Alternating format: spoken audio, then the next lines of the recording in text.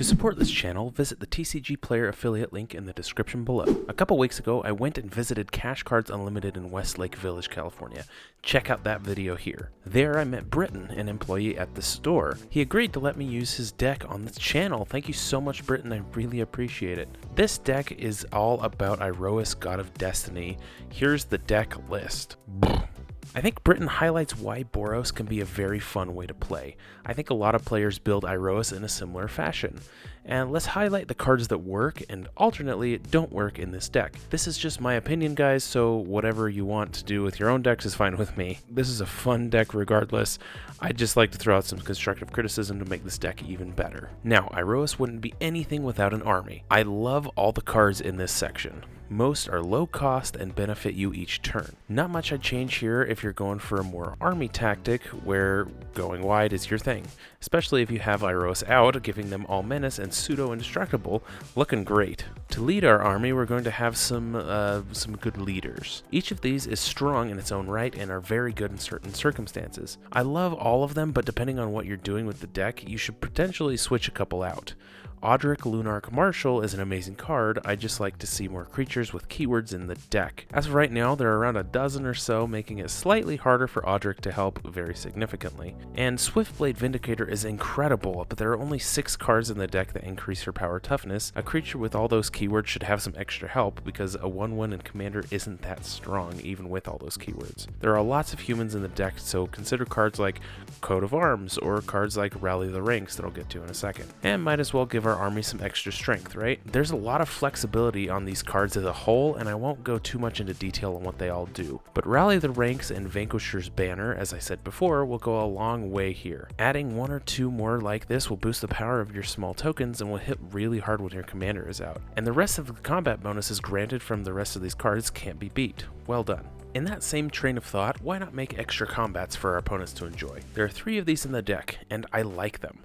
I definitely eliminate Lightning Runner though. It's a great card granting extra combats, but only if you have 8 energies to do so, and she's the only one in the deck that makes energies. She has to stay out and not die for 4 turns before you can even make that happen. And a 2/2 probably won't stand up to many things for long. I'd swap it for something like Combat Celebrant or Seize the Day. Combat Celebrant has the added bonus of being a human, so it would synergize well with the deck. We now need to protect ourselves. Honestly, I like this section a lot. A counterspell, creature protection, personal protection, it all seems very in place, and I don't think I'd change anything about it.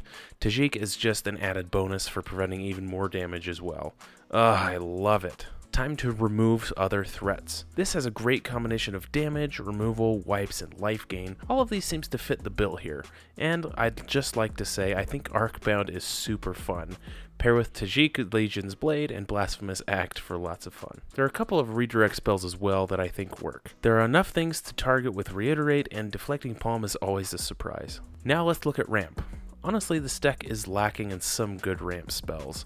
The 6 here are all great and can be very powerful, but I'd personally add 4 or 5 more to make sure you're always on or ahead of your curve. I'm making mana ramp videos for all the ramp spells, so check those out here. This deck is severely lacking in card draw. With only 1 draw spell, minus Solemn Simulacrum, you're gonna be slower than the blue players at the table, and probably won't be able to keep up, especially mid to late game when you have no cards in hand. I would add at least 9 more card draw spells to help keep the pace. Red especially has a lot of impulse draw, allowing you to discard cards and draw more cards. Red always wants to be moving forward, and white can supplement this by adding spells like Resurrection or Breath of Life to bring those cards back if you really want them. And since this is a low power creature deck, consider Mentor of the Meek to always have a way to draw at least 1 card. Finally, here are some extras and probably the largest chopping block. Figure of Destiny is interesting and really neat, but by the time you level it up to an 8/8, you could have already had double the amount of 1/1s that could attack and possibly have Iroas out. Luminarch Aspirant is an awesome card,